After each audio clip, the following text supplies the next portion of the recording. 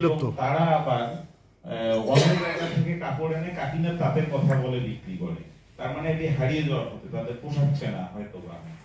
তো এই তাঁত শিল্পটাকে কিভাবে আমাদের তাদেরকে একটু অর্থনৈতিক ভাবে এবং আজ থেকে 2 বছর আগে আমি একটা নিউজ পড়ছিলাম, সেই নিউজটা হচ্ছে অস্তিত্ব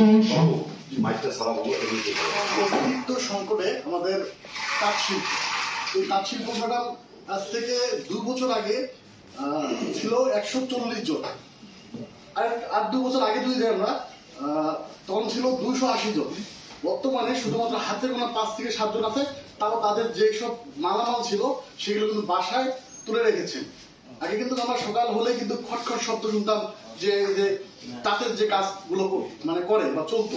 আমাদের কিন্তু কাকিনাতে এই তাঁতের যে পণ্যগুলো ম্যাডাম বিদেশেও যায়, অনেক পর্যটকরা আসতো। উত্তর বাংলা কলেজ আমাদের আছে, উত্তর বাংলা কলেজে অনেক বিদেশিরা আসতো, আসার পরে তাঁত যখন দেখতো তখন তারা কিন্তু বেশি করে নিয়ে দিত, মানে বাইরের দেশেও যাইতো। কিন্তু সেটা এখন ম্যাডাম একদম নেই বলেই চলে। বাংলা থেকে বললো যে দ্বিতীয় শুরু করে অনেকেই কিন্তু উদ্যোগের কর্মকর্তারা কিন্তু আসে কিন্তু এই তাঁত শিল্পগুলো নিয়ে দিত।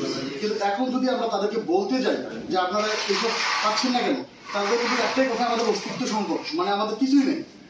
আমাদেরকে প্রতিবারে আসে জরিপ করে, লোকজন ইয়ার থেকে আসে জরিপ করে আমাদেরকে লোন দিবে, সুতা কেনার টাকা দিবে, আদার্স অনেক কিছু করবে, কিন্তু তারা কিন্তু এইসব কিছুই করতেছে না।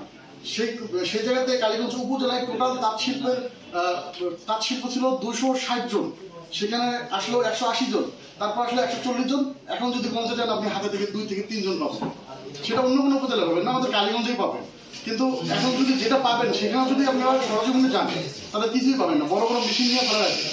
আমি কিছুদিন আগে একটা রিপোর্টের কাজে গেছিলাম, তাদেরকে বলছিলাম যে আপনারা এই মেশিনগুলো ফালে রাখছেন কেন। তাদের কথা একটাই ছিল যে আমাদের সুতা নাই অথবা সুতা কেনার টাকা নেই। তারা কিন্তু অন্য পেশায় চলে যাচ্ছে। ম্যাডাম এই ঐতিহ্যবাহী প্রাচীন এই তাঁত শিল্পকে বাঁচানোর অনুরোধ জানিয়ে আমার কথা শেষ করছি। আসসালামু আলাইকুম। সেটা নিয়ে সংবাদপত্র বলেন, কাগজে কলমে, লোকজনের লোকমুখে বলেন, আমরা অনেক অভিযোগ পেয়েছি। সুতরাং আমাদের এখানে আমি এবং উনি উপস্থিত থাকা অবস্থায় আপনারা এতটুকু এনশিওর হতে পারেন, মানুষ ভুলের ঊর্ধ্বে নয়, কিন্তু আমরা আমাদের নিজ নিজ জায়গা থেকে আমরা শতভাগ স্বচ্ছতা নিশ্চিত করার জন্য চেষ্টা চালাবো, শতভাগ। এটা আমি আপনাদেরকে অ্যাসিওর করছি। প্রথমত হচ্ছে এটা। দ্বিতীয়ত হচ্ছে যে কালীগঞ্জের যে পেশাজীবী ইয়েগুলো রয়েছে, এখানে কিছুটা রয়েছে, মানে সেটা পুরো বাংলাদেশের ক্ষেত্রেই হয়তো যে কয়েকটা পেশা চিহ্নিত করা হয়েছে। আমরা জানি এর বাইরেও অনেক পেশা রয়েছে। বাংলাদেশের আদি পেশা যদি চিহ্নিত করা হয়, আদি লোকজনের যদি কর্মকাণ্ড বিবেচনা করা হয়, তাহলে কৃষির পাশাপাশি যে পেশাগুলো প্রচলিত ছিল যুগের পর যুগ ধরে, সেই পেশাগুলোই আসলে বাংলাদেশের প্রান্তিক পেশা। এই নাপিত বলেন, কামার বলেন, কুমোর বলেন, তাঁতি, তারপরে রয়েছে আরো কিছু কিছু পেশা যেগুলো আসেই নাই, যেমন এই যে বটি ধার করে, এটাও কিন্তু এক ধরনের পেশা। শিল্পাটা ধার করে, উনারাও কিন্তু এক ধরনের পেশা রয়েছে। আরো অনেক রকম পেশা রয়েছে যেগুলো আসলে আমাদের এই প্রকল্পটাতে প্রথম বা দ্বিতীয় ফেজে আসেনি। আমি জানতে চেয়েছিলাম যে কাকিনার তাঁত শিল্প নিয়ে যেহেতু এখানে আলোচনা হয়েছে, তাঁত সংক্রান্ত কোনো ট্রেড এখানে আছে কিনা।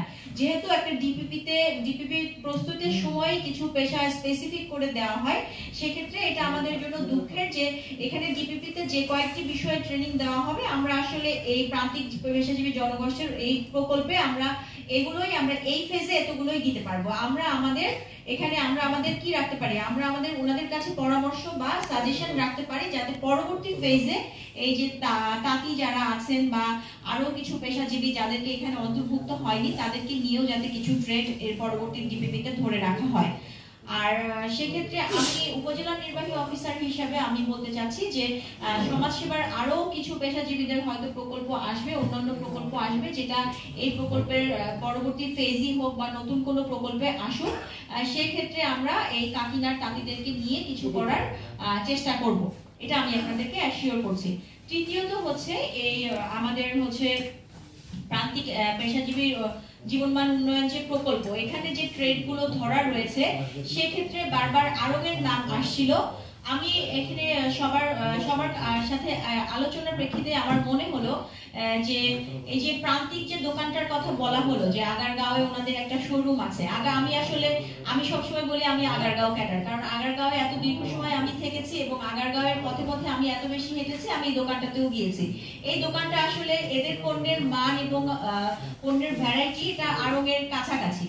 এক্ষেত্রে আমার যেটা মনে হয় যে আমাদের যে পেশাগুলো খুব প্রাচীন পেশাগুলো ছিল, যেমন এগুলো কিন্তু মাঝে প্লাস্টিক বলেন, প্লাস্টিকের মেলামাইনের দৌড়াতে একটা সময় কিন্তু এগুলো প্রায় হারাতে বসেছিল, কিন্তু আমাদের বিভিন্ন দপ্তরের সহযোগিতায় বলেন, মানুষের সচেতনতার কারণে বলেন, এগুলো কিন্তু এখন আবার পুনরুজ্জীবিত হচ্ছে। এটাকে পুনরুজ্জীবনই বলা চলে, কারণ একবারে মৃত একটা পেশা সেটা আবার ফেরত আসতেছে কিছু লোকজনের সচেতনতার কারণে। যেমন এখন কিন্তু ফেসবুক খুললেই আপনি কাঁসার প্লেটে খাওয়া বা পিতলের জারে, এরকম প্লাস্টিকের জারের পরিবর্তে পিতলের জারে পানি রাখলে কি পরিমাণে উপকার হয় এগুলো নিয়ে কিন্তু মানুষজন খুব সচেতন হচ্ছে। কন্টেন্ট, ছোট ছোট কন্টেন্ট কিন্তু আমাদের চোখের সামনে ফেসবুক স্ক্রল করলে আসে, যে মাটির পাতিলে, আবার এই যে ফেসবুকে কিছু কন্টেন্ট ক্রিয়েটর আছে তারা কিন্তু দেখবেন খুব সুন্দর মাটির পাতিলেই রান্না করে, মাটির পাতিলে রান্না করে, বাঁশের ঝুড়িতে দিয়ে রাখে। সেক্ষেত্রে আমাদের এখন যেটা হচ্ছে অ্যাডভার্টাইজমেন্টের ওয়েটা চেঞ্জ হয়ে গেছে। এখন কিন্তু বড় বড় কোম্পানিগুলো, যেমন আরো কিছুদিন আগে কন্টেন্ট ক্রিয়েটরদেরকে একটা প্রতিযোগিতা দিছে যে তারা তাদের কন্টেন্টে আড়ং-এর প্রোডাক্ট দিয়ে তারা হচ্ছে কন্টেন্ট তৈরি করবে, তারা 50,000 1 লাখ টাকা কিন্তু গিফট ভাউচার বা ক্যাশ ভাউচার দিচ্ছে। তার মানে আমরা পেশাজীবীদেরকে শুধুমাত্র ট্রেনিং না, তাদেরকে এই আধুনিক সমাজের সাথে তাল মেলানোর জন্য ইন্টারনেট ভিত্তিক প্রচারণা এবং প্রোডাক্টের ডাইভার্সিফিকেশন করা, যেটা প্রোডাক্ট যেটা যেমন ওনারা আগে যেটা তৈরি করতেন মাটির, শুধুমাত্র ওই যে মাটির বাটনা বলেন, তারপরে পাতিল বলেন, এই প্রোডাক্টগুলো কিন্তু এখন আমাদেরকে আধুনিক করার মতো সুযোগ আসছে। আরো ইন্টারেস্টিং বিষয় হচ্ছে এই যে কামারদের বিষয়টা।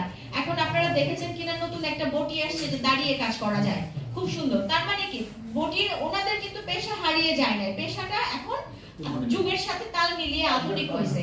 তার মানে আমাদের ট্রেনিংটা আসলে এরকম হওয়া দরকার, সেটা হচ্ছে ট্রেনিংটা অবশ্যই যুগোপযোগী হবে। শুধুমাত্র আমার কিভাবে বটি বানাতে হলো সেটা না দিয়ে কোন বটিটা এখন হাউসওয়াইফরা বেশি পছন্দ করছে, কিভাবে করলে, যেমন আমি দেখেছি কিছুদিন আগে একটা অ্যাড দেখলাম কোরবানির সময় চাপাতি, এটাও কিন্তু ইন্টারনেটে বিক্রি হচ্ছে, মানে অনলাইনে সবকিছু সেল হয়ে যাচ্ছে। তো যিনি চাপাতি তৈরি করতেছেন বা দাবটি তৈরি করতেছেন বলে যে আপনারা কেন, আর ওই খুব মজা করে ওনারা বলছে যে কোরবানির সময় কেন আপনারা পুরনো ইয়ে দিয়ে করবেন, আপনারা নতুন একটা আধুনিক জিনিস দেন। প্রচারের প্রসার, এখন অ্যাডভার্টাইজমেন্টের যুগ। আপনারা তাঁতি বলেন, আর তাঁতের ক্ষেত্রে সবচেয়ে বড় প্রতিবন্ধকতা যেটা, সেটা হচ্ছে এখন যে মিলগুলো আসছে এখন হচ্ছে আসলে পা চালিত তাঁত, এটা আসলে প্রায় এটা ইয়েতে যাওয়ার পথে, এটা জাদুঘরে যাওয়ার পথে। কিছু কিছু শিল্প এটাকে বাঁচিয়ে রাখার জন্য আমাদের খুব বেশি ইয়ে লাগবে, জোর লাগবে। যেমন জামদানি বা ইয়ের ক্ষেত্রে যেটা হচ্ছে, কুমিল্লা খাদির ক্ষেত্রে যেটা হচ্ছে, কিন্তু আমাদের এদিকে তাঁতগুলো বাঁচানোর জন্য আধুনিকায়নের আসলে কোনো বিকল্প নাই। কারণ ওই হাতের যে তাঁত বা কোমরের সাথে দড়ি রেখে যে তাঁতগুলো, এটাকে আমরা যদি খুব এই জিনিসগুলো যদি হাই প্রাইসিং না করতে পারি, এগুলো আসলে হারিয়ে যাবে। এটার মূল বিষয়টা হচ্ছে এইটাই, যে আপনি যখন হাতের জিনিসকে আপনি যখন প্যাট্রোনাইজ করবেন, তখন সেটার কদরটা আপনার মানুষকে বোঝাতে হবে যে এটার আসলে কদর আছে। আমি একটা শাড়ি পরে আছি, এটা রাজশাহী সিল্কের, এখন রাজশাহী সিল্কটা কিছুদিন আগে কিন্তু রাজশাহী সিল্কও হারানোর পথে ছিল, কিন্তু এখন আর সেটা নাই। বিভিন্ন রকমের শোরুম বলেন, মেলা বলেন, এগুলোর মাধ্যমে কিন্তু এই জিনিসটা এখন বেশি প্রচার হচ্ছে, মানুষজন কিনছে, যা মানুষজনের কিন্তু ক্রয় ক্ষমতা বেড়েছে।